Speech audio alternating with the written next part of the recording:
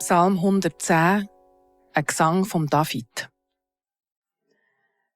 Er hat gesagt zu meinem König und Herr: Sitz auf die rechte Seite, da zu mir her. Ich mache einen Schemmel aus deinen Finden und gebe ihn dir unter die Füsse. Ja, er streckt das Zepter von deiner Macht, vom Zion aus über das Land der Finden. Du darfst über sie schalten und walten.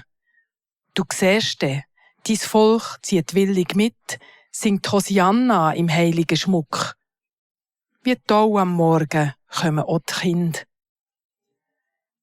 Er hat's geschworen, das reut ihn nie. Du bist von jetzt an weg ewig Priester für meine Sache, Melchisedek, gerechter König.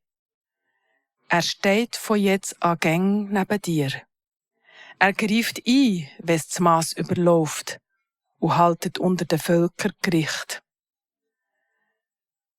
Er tut den, der den Kopf aufgerührt und Leiche aufgehäuft hat über das Land, für schuldig erklären.